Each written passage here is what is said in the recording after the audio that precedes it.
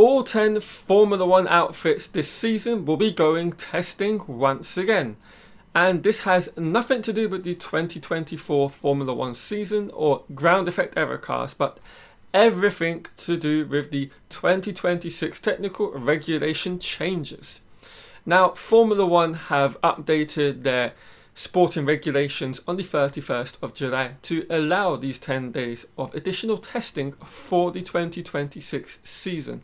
And not only that, teams are now allowed to use what is a Mule car, and essentially they have a choice and a very important decision to make with which generation of Formula 1 car they use for their test mule. Now, teams have been allowed to use a car from the past 4 seasons in F1, so that means the 23, 22, 21 and 2020 Formula 1 cars from all of their previous seasons will be used and allowed to be modified to get and gather all the relevant data from which they can with such a machine for the 2026 season. But the major issue is, of course, one particular thing which I'll be getting into right now. But before I do that, my goal and aim is to hit the 10,000 subscriber mark for the channel before the end of the 2024 F1 season. So if you enjoy the content and want to be the first to know about secrets within the world of Formula 1, such as Mercedes' upgraded suspension introduced in Austria, which I covered a whole 2 weeks before the F1 channel covered it, I might add, subscribe to this channel now. All 10 Formula 1 teams face a hugely challenging and daunting task when it comes to creating the Mule test cars for these 10 days of testing this season.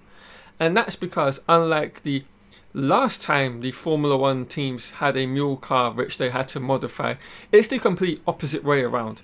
Last time out, they had to increase the downforce and weight of their Mule car. And this time they have to find a way somehow to decrease the rate, and not only that, but of course to make sure these Mule cars have even less downforce than what is being produced currently, let alone in the past. And that's the biggest challenge these teams face. And a secondary challenge is whether these particular Mule cars, in terms of how you create them, where is the budget going to be allocated from? I would hope for the teams it doesn't come out of their 2024 allocation and it will be from a separate pool of revenue that they will be able to utilize. And there's another issue.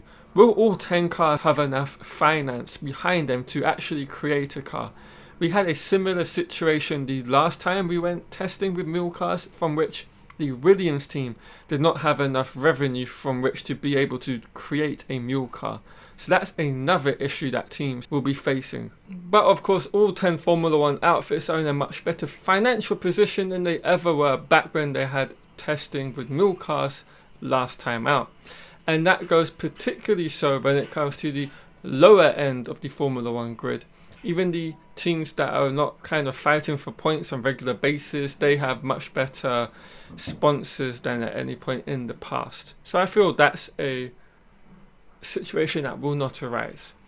But having said all of that, there is one final, even more important and major issue that's going to come from these tests. And what they're going to do about the new engine regulations. They don't have the new engines ready. They're not going to be able to put them into the vehicle, of course. And so really, what do you gain from having such a test? Because of course you're just going to be using the latest spec of hybrid engines that are currently used in F1, and as we all know, we're moving completely away from that for 2026. So it's really a case of, after all the teams have spent all this considerable resources, time, effort, money to build up these Mule cars to certain degrees of detail, because I'm sure some teams will spend less of a budget on them than other teams. What are they actually going to be able to get out in terms of, reliable data from these 10 days of testing? That's the next issue that all these teams will have to kind of weigh up.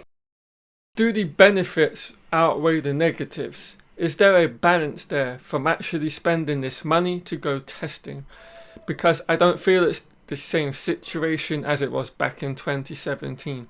The cars were a lot more nearer to the 2017 specification of F1 cars than say they are now, having to then obviously take off these levels of downforce and weight. I just feel the data from which you're going to be, collecting and gathering from these 10 days will not equate to anywhere near the same levels of reliability and of kind of being anywhere near to what these 2026 cars are going to be. Because of course we have the issue of active aero. They're not going to have active aero on that, so they're not going to be able to get to the top speeds in which we're expecting to see the cars in 2026.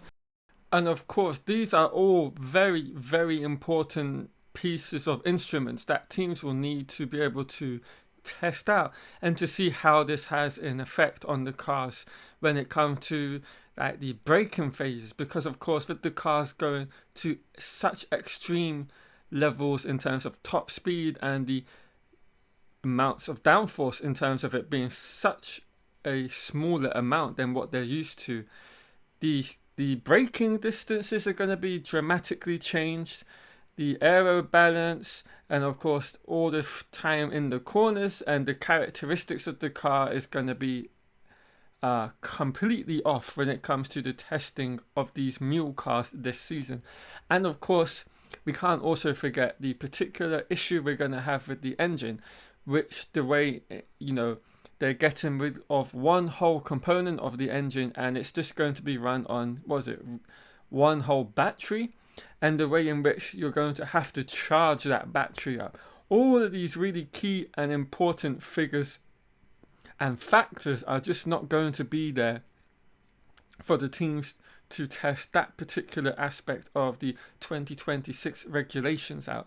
And I mean, you could argue a counter point in which it's like this is only for the base set, of course, and I can easily understand and agree with you if you have that viewpoint.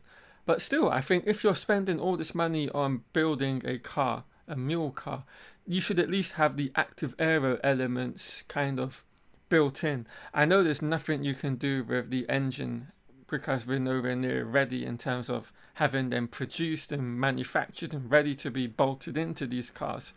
But still, I think the aero aspect, that's a really important part because you're losing a considerable amount of actual important data for these teams to gather up in how the cars are behaving. So it's going to be a case of a juggling act for all 10 teams of kind of the budget they want to put behind this project and whether it really has any benefit for them, because drivers in the past have said it's been useless for them, even when testing tyres, and so on and so forth.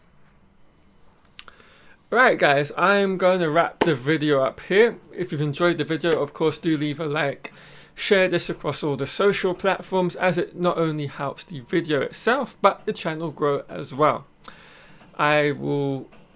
And of course, if you're new and have found this video by chance and have enjoyed the content that I've produced, do subscribe to the channel and turn on notifications. Right everyone, I'm going to leave it here and I will catch you all later next week in another Formula 1 video.